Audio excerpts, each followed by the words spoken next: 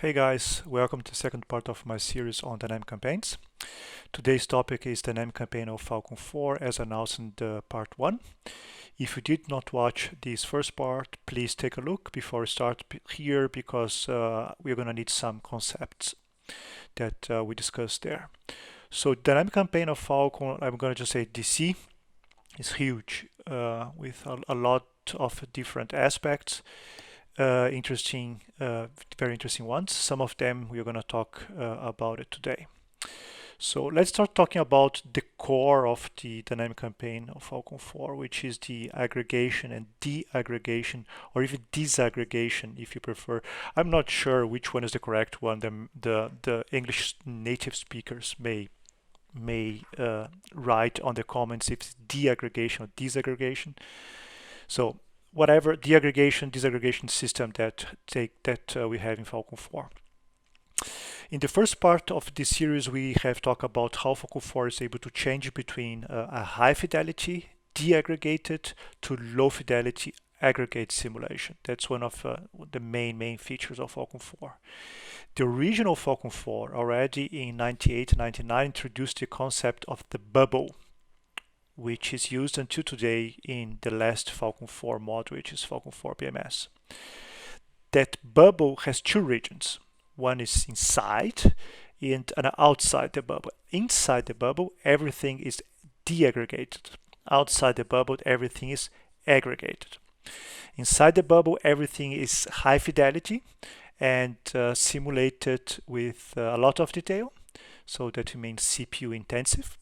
Outside of the bubble, everything is low fidelity, and as a consequence, the impact on the CPU is very low. So every time an aggregated unit enters the bubble, it will be automatically deaggregated by the engine, and its components will be simulated with high fidelity. Similarly, every time that some components or subunits exits the bubble, which are deaggregated, then it will be aggregated in a higher echelon unit, and that will be simulated and with a low fidelity. For example, if you are inside the bubble with tanks, when the tanks leave the bubble, then it's going to become, for example, a armor battalion. Every time, for example, that a air defense system leaves the bubble, so air defense systems like Patriots or launchers and so on, they're going to become, for example, a air defense battery or battalion, and so on and so on and so on.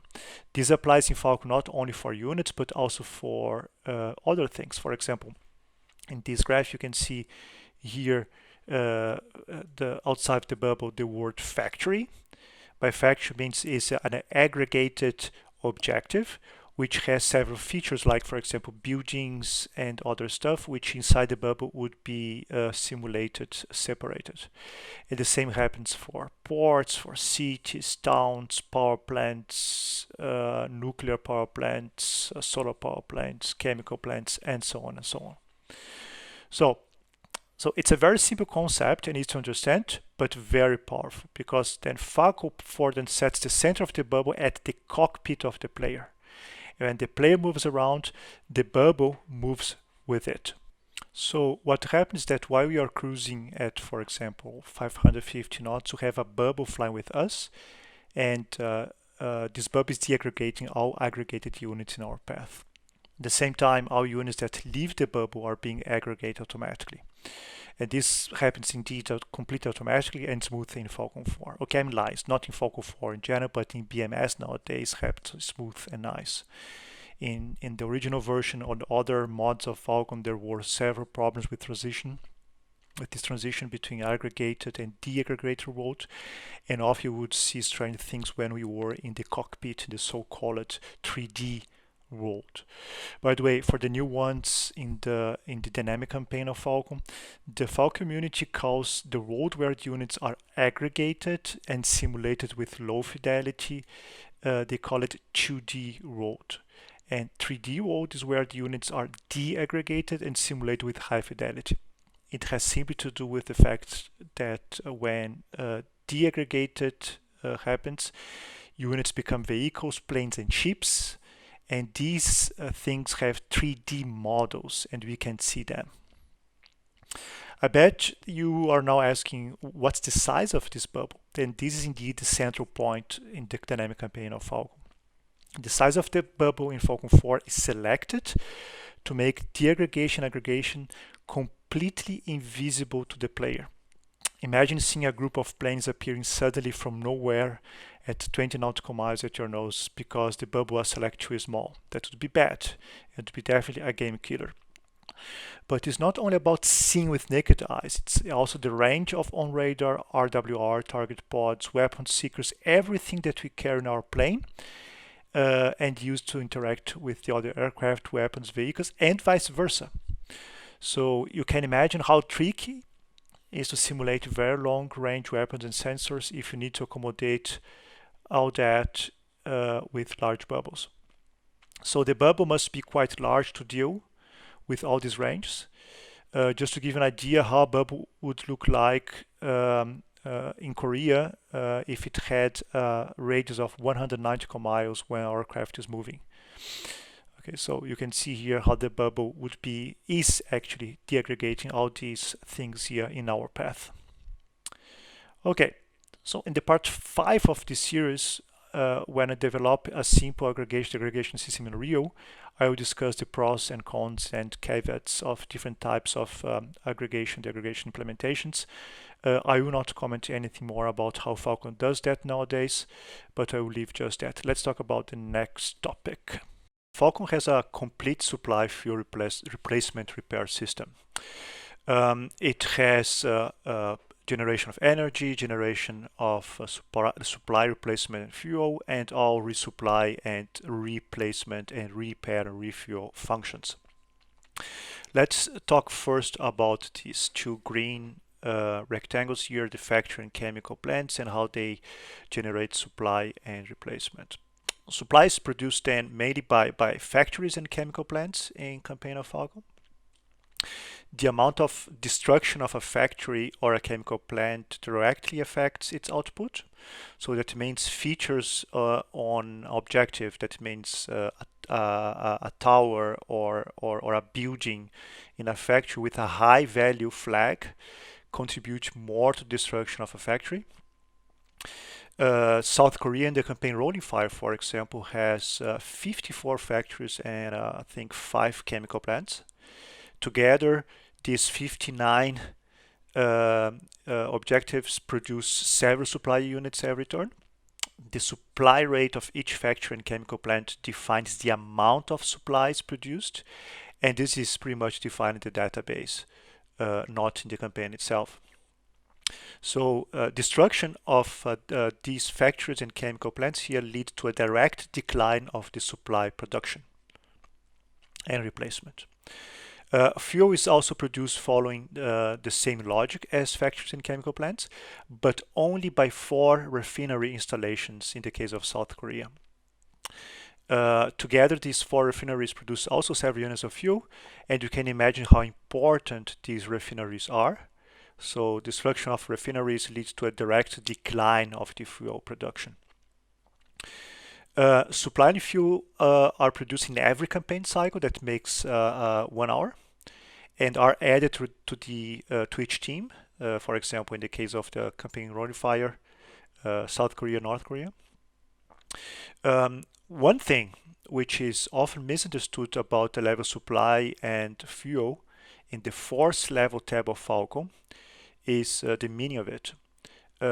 These values are not absolute values of fuel or supply, but they are actually a ratio between the availability over the requirement. So the 100 means actually 100% of the required supply or fuel is fulfilled by the production. So that means that if you are striking factories and refineries and you see this thing here going down, it's not because it's of course because the absolute numbers are going down, but this curve here is going down because you're not fulfilling what the units and squadrons and so on need. The number of replacements is also direct proportional. There is a factor to the number of supplies produced. This factory is hard-coded. So if there are no factories or chemical plants, then there are no replacements, and that's important. Production of supplies, replacements, as well as fuel also depends on power. A factory or a refinery without power cannot produce even if it's intact. It means not damaged. Power is only produced by objectives labeled power plant in the Falcon database. Nuclear power plants produce way more than wind farms. There are some wind farms already in South Korea, in the Korea theater. So again, you can imagine the destruction of these power plants leads to a decrease of the factory as well as chemical plants as well as refinery output. So if you are looking for a strategic destruction of this fuel supply replacement fuel system, you should be targeting the power plants because without power plants nothing works.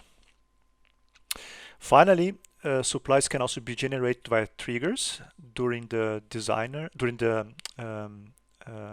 by the campaign designer. For example, when an allied team enters a war. This is the case, for example, when China enters the wars with North Korea. North Korea gets supplies as well as fuel. They are added to their alliance, so to say. This is usually defined by the campaign designer to drive campaigns in a specific way, and this is by design. So sometimes there is, sometimes there is not. So let's talk then about the right part here of this graph, which are in black here, the repair, resupply, replace, and refuel. So resupply of squadrons and battalions, replacement of destroyed aircraft or vehicles, and repair of objectives all take place during one campaign cycle. It's a totally automatic system which takes supply produced and give to the units. Okay. Repair objectives take place one time per hour and consume supplies only. And the amount of supply required depends on the amount of damage taken by the objective. What does it mean? That means that if an objective is 90%, is just 10% damaged, it's going to take a given amount of supplies. If an objective, for example, an air base is 60% destroyed, then it's going to take 40% of the maximum amount of supplies to repair it. So that has a very interesting consequence for when you're trying to destroy the industrial base of the enemy. So even when an objective, that means a factory or army base or air base or a port, whatever, is already at 6% status, so 40% destroyed, it's important to continue striking it to make the enemy use more supplies to repair it. So more supplies that are used to repair objectives, less supply for the resupply phase for their units. So finally, resupply, refuel, and replacement of air units means squadrons, and ground units means battalions take place at the same time, and the campaign engine tries to split available amounts depending on several factors like the unit type or role. There are other small factors. Ground units, just for example, need to trace back to a supply source. People that play board games know what I'm talking. A unit needs to be able to see the supply source. So sources in Falcon 4 are cities, ports, depots, and army bases. Distance from one of these sources, if there are large distance between a ground unit, a battalion, and one of these sources, then less supply, fuel, and replacement will arrive. It's hard-coded. So if you think about an interdiction campaign destroying bridges, ports, and army bases beyond the forward edge of the battle, so FEBA, it could be an interesting strategy for a long-term campaign to deprive the enemy of these three things: resupply, refuel, and replacement. Although it takes time to achieve any result because the cities are also sources for that. So finally, let's talk about the war managers. So Falcon 4 has three managers to make strategic and tactical decisions for ground, naval, and air units. The most complete one is, of course, the Air Task Manager, the ATM. The Naval task manager was never completed and simply does not exist in Falcon, and that's why also you don't see any naval ship activity and missions and orders. The ground task manager is a kind of intermediate case. Some features like capture of objectives are in place. Other stuff like formation changes and tactics are incomplete. The GTM, so the ground task manager, and the ATM has, roughly speaking, two layers. One is to take strategic decisions, another one to plan missions for planes and give orders to ground units. So ground units get orders, planes get missions. So both strategic layers for GTM and ATM were incomplete when Falcon came out, but they have been strongly modified by all mod groups with some improvements. Nevertheless, both remain incomplete even in BMS in its present version, which, by the way, was launched last evening, the 4.37.2. The tactical layers of the GTM and ATM are much more complex than the strategic layers. Without getting too much into detail here, they are based on the following principles. Scores for each kind of mission, in the case of planes or helicopters, or order in case of ground units. These scores are here, for example, defined in the database for this armored unit, and then they can be seen in the editor of BMS.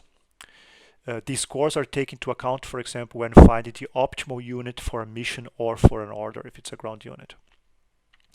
The Air Task Manager is based on the package as a kind of higher echelon unit, and a package contains flights which has then the airplanes. So it is from larger scope to narrow scope package flight plane. The GTM, so the Ground Task Manager, is based on the brigade as the higher echelon, which contains the battalions, then which contains the vehicles.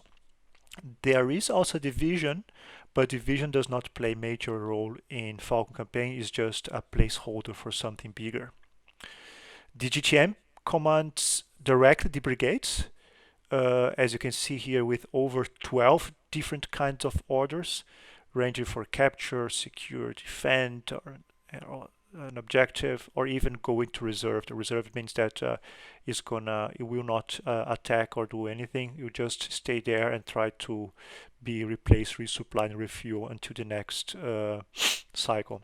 The GTM and the ATM, they have been designed to work with the so-called priorities for orders or missions. These values take into account several factors, like the priority value saved by the campaign author.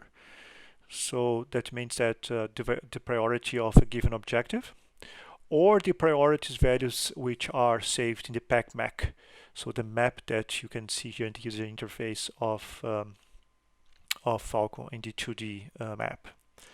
By the way, recently I made a video about the priorities for the ATM and how to use it to win campaigns. Check the link in the description. I think it's interesting. I won't get into detail here about that. So the combat in the GTM and ATM, they are very simplified into the world, because we are trying to simulate a lot of combats in units, as I described in the part 1 of this series. And the conditions to how these combats take place and the air missions are decided, how GTM and ATM decide, and so on. It's a very long list of conditions. But for the GTM, I'm going to just give an example so that you have an idea what I'm talking about. So let's say that based on the strategic conditions, so if you are defensive, offensive, or in a minor offensive, or you're consolidating our forces, the GTM decides that it's time to defend, for example, objectives along the front line. So let's say GTM says that major cities on the front line must be defended. Then 1,000 cities in that case get high priorities because GTM decided to do that, which will be further modified, for example, just a few factors, by the distance to front line. So the objective cities and towns close to front line get higher priority, or for example, by the values that we set in the pack map. Then the GTM searches for brigades available with high scores for that function. Let's say brigades that are able to has a very good role defense. and sort them using different algorithms like the role itself, the distance, or even more complicated ones, which I will not discuss now.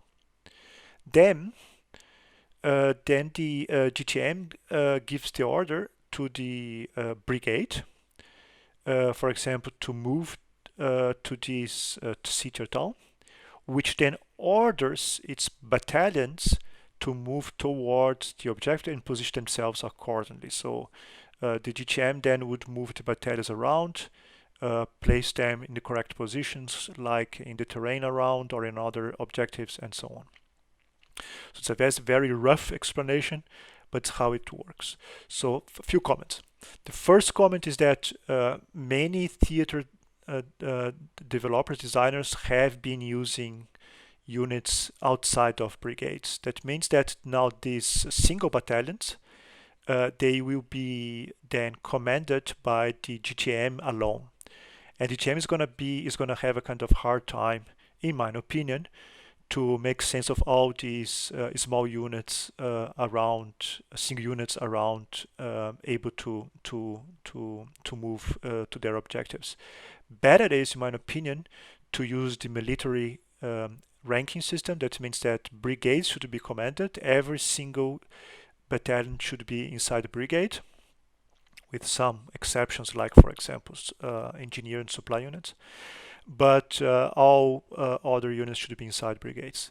The other interesting comment is that although the GTM and ATM are very sophisticated algorithms, they are in major very incomplete, and they have been so strongly modified and expanded in so different ways that the original roots of Falcon 4 on the Tech Thunder United States Air Force Tech Thunder algorithm has been completely lost or ignored in that sense. It would be nice to come back to the roots and make the campaign, the GTM, the ATM, and the Naval Task Manager to work together again to make plans and coordinate their activities in a proper way. But who knows what the future brings. So that's pretty much from me this time. I hope you enjoyed this overview of the Falcon 4 dynamic campaign. I did not cover everything. If you have more questions about what does what, please drop a comment or go to the BMS forum or to the Falcon Lounge Discord. My user there is Jag, and you can call me and we can chat a little bit. Otherwise, see you in the part 3, where I'm going to talk about a real world dynamic campaign engine, which is a Tech Thunder level campaign simulation. Okay guys, thank you, see you.